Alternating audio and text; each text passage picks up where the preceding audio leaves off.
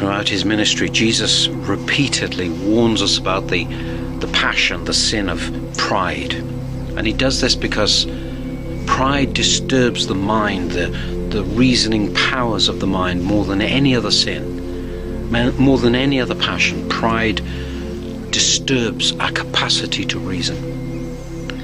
Now, of course, there are many different consequences of self-love: arrogance, presumption, vainglory, and so on. But the most dangerous, the most destructive form of self-love is pride. And this is because pride is contempt for God. Contempt for God. When we ascribe to ourselves our achievements, our spiritual growth, our virtues, and so on, and not to God, then it is a denial of God. It places us in opposition to God.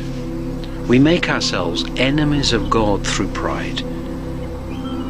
And this is such a serious and dangerous condition to find ourselves in, that Christ repeatedly gives these teachings to guide us, to protect us, lead us away from falling into pride.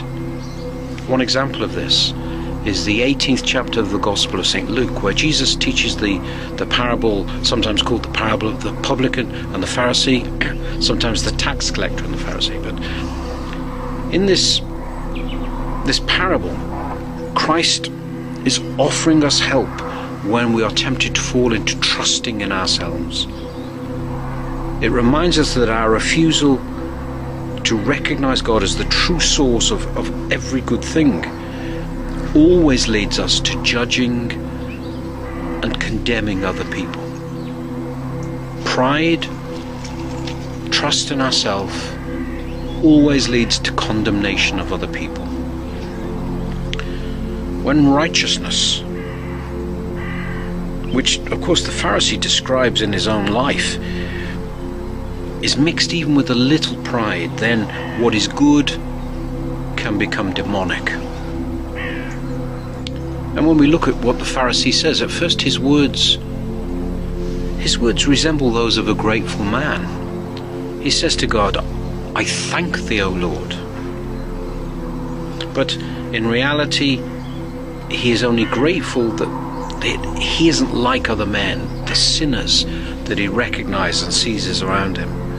It's clear he believes that he alone is responsible for his good deeds, for his righteousness. Anyone who really understands what he has received from God can't judge someone else